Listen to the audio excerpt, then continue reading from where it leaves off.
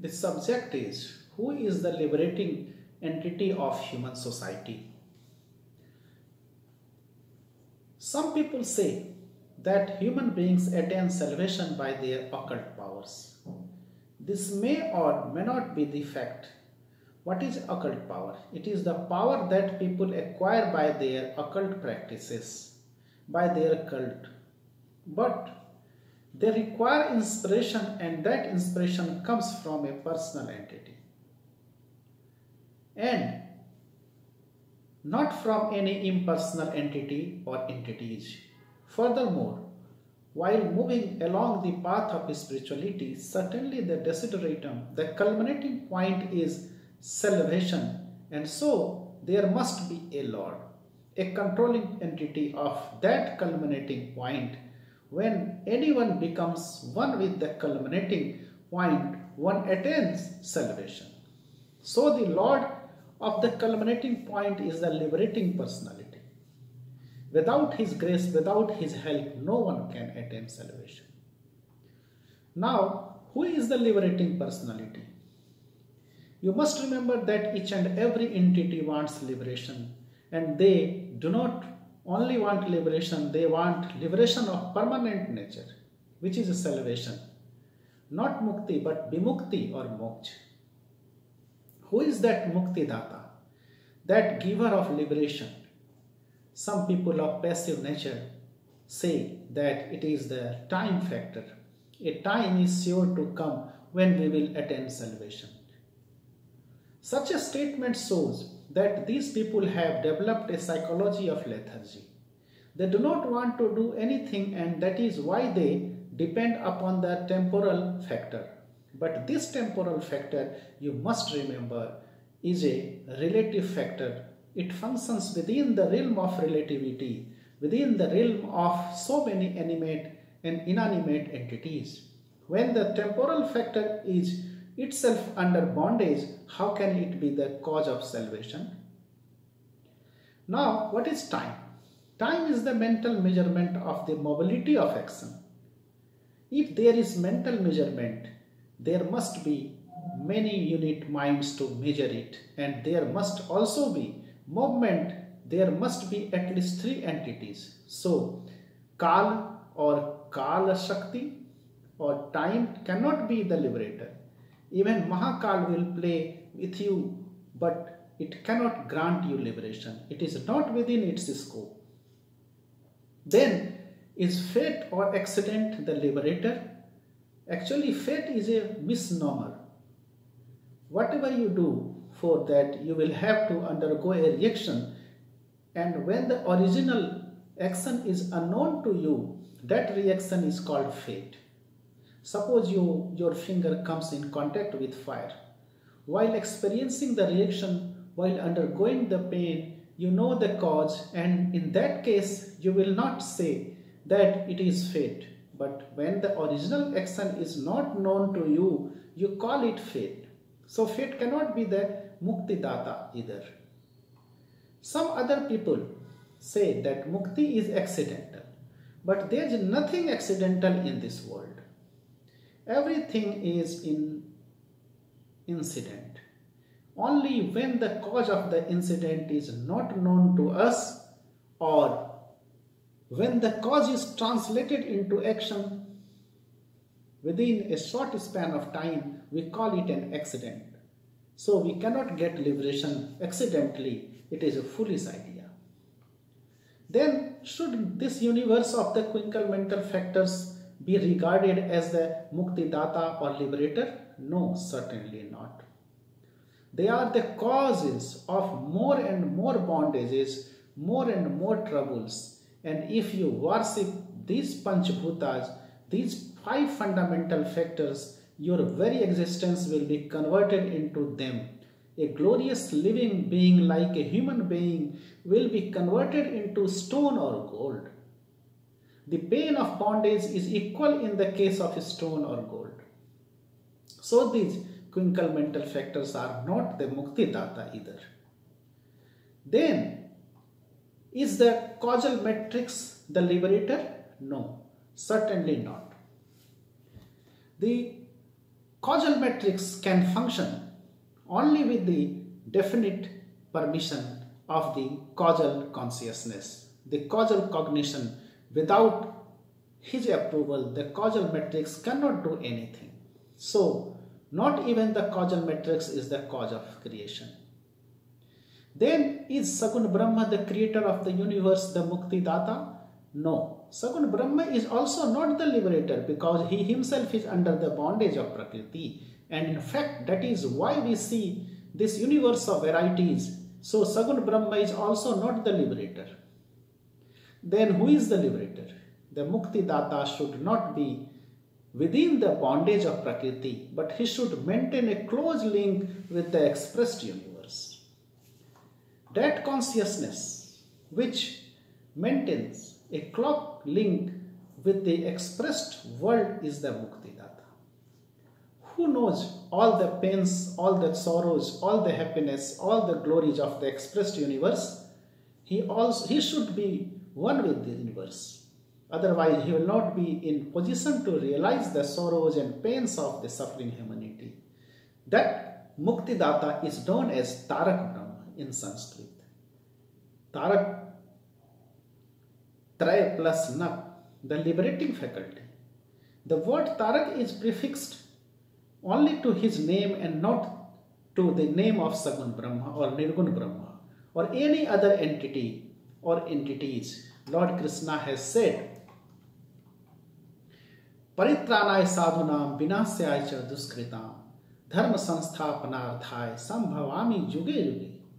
And again, api chet suduracharo bhajate mame nyam bhak so api papa vinirmukto muchyate bhava bandhanat.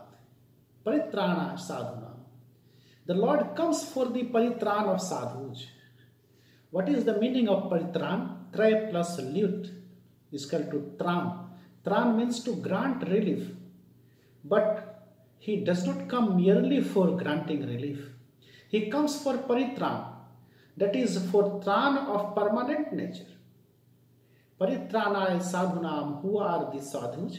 Simply wearing white or saffron robe does not make a person a sadhu.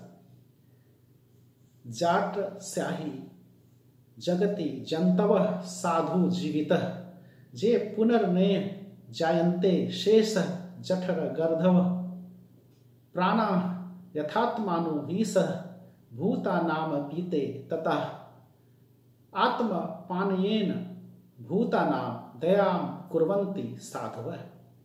Those who are completely pure, whose inner and outer lives are pure, are sadhus. Others are, as the sloka says, simply donkeys in human bodies. Gardhav means donkey. Prana yathatmano vhisita bhutanamapi te tatha. The life of each and every entity is very dear to him, dear to them.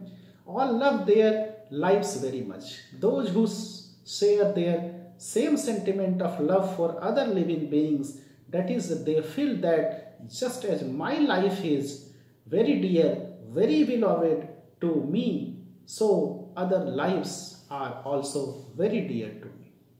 Such people are called sadhus. So the Lord says, Paritranaya sadhunam, for the permanent relief of these sadhus, vinasaya cha duskritam, V minus nash plus ghai, vinash. Vinash means vishesh nash, complete destruction, after which there is no chance for life again. Vinasaya cha duskritam. Duskritam means those who are engaged in undesirable activities. But what are the undesirable activities? Those which are not liked by Param Purush are undesirable activities. Stealing may not be undesirable for a thief, but it is undesirable for Param Purush. Hence, those who are engaged in theft are duskritam. Dharma samsthapanarthaya sambhavami juge juge. Samsthapana means placing an entity in its proper place. Merely placing an entity is a sthapana, and placing it in its proper place is samsthapana. Dharma samsthapanarthaya sambhavami juge juge. to place dharma in its proper place.